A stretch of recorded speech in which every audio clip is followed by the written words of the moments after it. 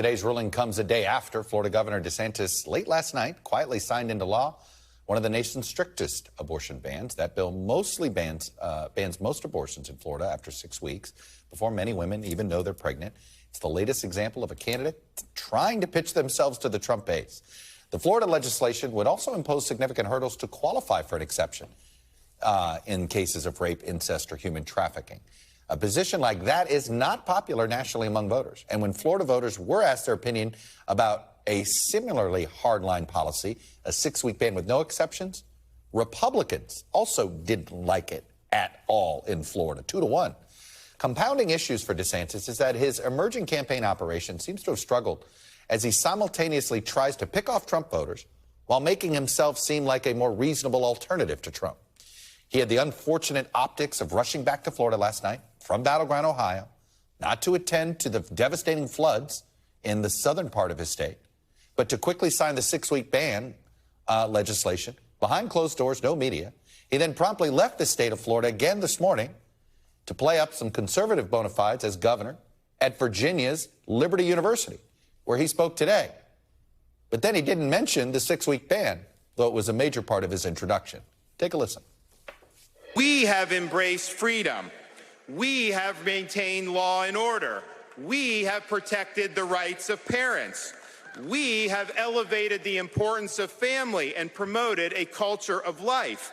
We have respected our taxpayers, and we have rejected woke ideology.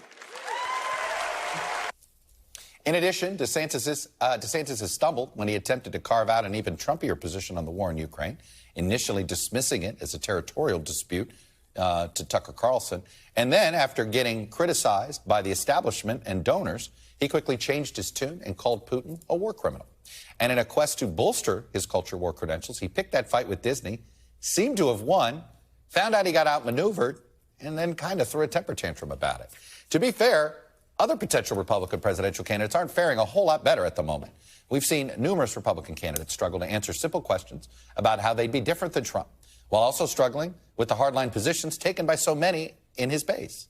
My NBC News colleague today, Ali Vitale, sat down with Republican Senator Tim Scott, who himself just signaled his intention to get into the race.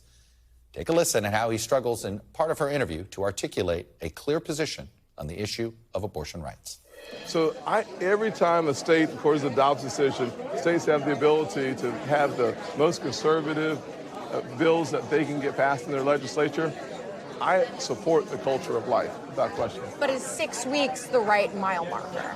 Well, the people have decided that their elected leaders have the opportunity to do so. So I say absolutely. As the culture of life is being protected, we should celebrate that. States will have different varying views on that. But yes, if I were president of the United States, I would literally sign the most conservative pro-life legislation that they can get through Congress. Even if it was 6 weeks?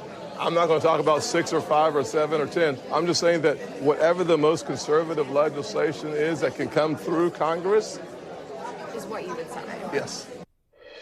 It is notable it's a different answer that he gave another network yesterday on abortion, where he talked about being 100% pro-life, but at the same time seemed to be open to a 20-week limit if that was what could get passed through the U.S. Congress. Bottom line, as you can see, Republicans like Senator Scott or Governor DeSantis, they find themselves facing perhaps what is an impossible task of navigating national politics while also navigating Trump's Republican Party.